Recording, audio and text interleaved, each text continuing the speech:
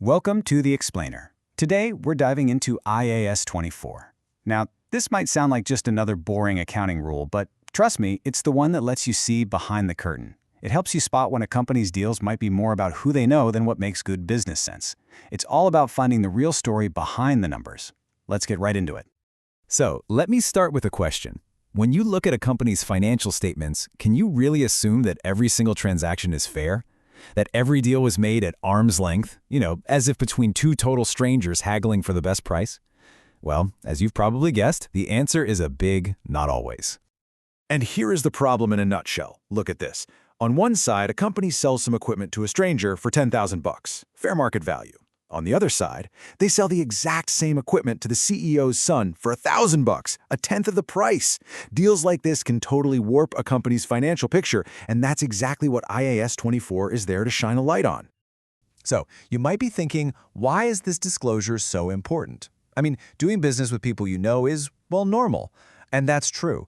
The standard isn't about banning these relationships. It's about recognizing the potential for them to influence the numbers and, mislead people who are trying to understand the company's performance. And hey, don't just take my word for it. This is the official objective, right from the standard itself. The whole point is to wave a little flag, to draw your attention to the possibility that the company's bottom line might have been shaped by these internal relationships, not just by the cold, hard forces of the market. So here's the absolute core of it. People who are related might make deals that strangers just wouldn't. A classic example is a subsidiary selling its products to its parent company at cost, no profit. Now, within the group, that might make some kind of logistical sense, but for an outsider looking in, it makes the subsidiary look completely unprofitable. Without disclosure, you'd get a totally wrong impression of its health. Okay, so what even counts as a transaction? Well, the definition is incredibly broad. It's any transfer of resources, services, or even obligations. But the really interesting part is right at the end, regardless of whether a price is charged. That's right. Even giving something away for free to a related party could be a disclosable event. All right, so we keep using this term related party. This, of course, begs the question, who exactly are we talking about? The definition is actually pretty wide, so let's break down the key players. At the highest level, it's pretty simple. It's any person or any other organization that's related to the company we're looking at. This basically falls into two main camps: influential people on one side and connected companies on the other. First up, the people. And listen, the net is cast pretty wide here. We're not just talking about a key executive. We're also talking about their close family, their kids, their spouse, their partner, anyone who is financially dependent on them. The idea is simple. These relationships create a sphere of influence that an investor really needs to know about. Then you have this group called key management personnel. It's a fancy term for the people with the real power, the ones planning, directing, and controlling the company. Think of your C-suite, your board of directors. These folks, and by extension, their close families, are always considered related parties, no question. And remember, it's not just about people. Whole companies can be related parties too. You've got the obvious ones, like a parent company and its subsidiaries, but it also includes things like joint ventures, associates, and even a company's own pension plan. The web of corporate connections can get surprisingly tangled. Okay, so we know who the players are, and we know what the risks are. So what exactly does a company have to tell us? This is where the standard really shows its teeth. Now, this one is huge.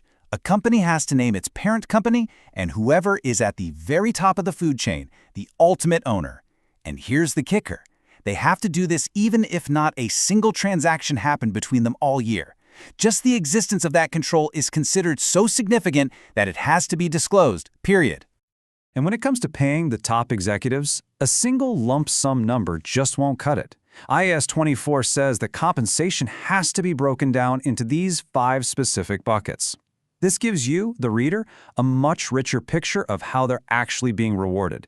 Is it all salary, or are they getting massive stock options? This is where you find out. And for any transaction that does take place, the disclosures have to be pretty specific. A company can't just vaguely say, oh, we sold some stuff to our subsidiary. Nope. They need to give you enough detail, the nature of the relationship, the dollar amounts, the terms, any outstanding debts, for you to really understand the impact of that deal. And the scope of what needs to be disclosed is massive. We're talking everything from a simple sale of goods, to leases, to big loans, and even complex stuff like transferring research and development between entities. The principle is clear. If significant value is moving between related parties, you need to know about it. Now, with all these rules, there is one major and pretty interesting exception, and it has to do with governments. The standard carves out a special category for what it calls a government-related entity. This is basically any company that a government controls or has a major say in. So think of your big state-owned enterprises, like a national railway or a public utility company. So these entities get a bit of a break. The people who wrote the standard recognize that, forcing a state-owned power company to list every single transaction it has with every other government agency would be completely overwhelming and not very useful. The financial statements would be thousands of pages long, so they get an exemption from those super detailed disclosures. But, and this is a really important but, it is not a total free pass. They still have to identify the government and the nature of their relationship, and crucially, they have to disclose any individually significant transactions in detail, and then give us a general sense of all the other, smaller stuff. So transparency is definitely reduced, but it's not gone completely. So, we've gone through a lot of detail. Let's zoom out. What's the big takeaway here? How does knowing about IAS 24 actually help you? At the end of the day, you should think of IAS 24 as a special kind of lens. It gives you the power to see beyond the surface-level numbers and understand the full story. When you understand these hidden relationships, you can better judge the true risks a company faces, like maybe being way too dependent on its parent company for business. It just gives you a more complete, a more honest picture. So the next time you pick up an annual report, don't just skim the income statement. I want you to flip to the notes at the back, find that section on related party disclosures, and see what you can uncover. Now that you know how to spot the hidden ties, what are you going to look for?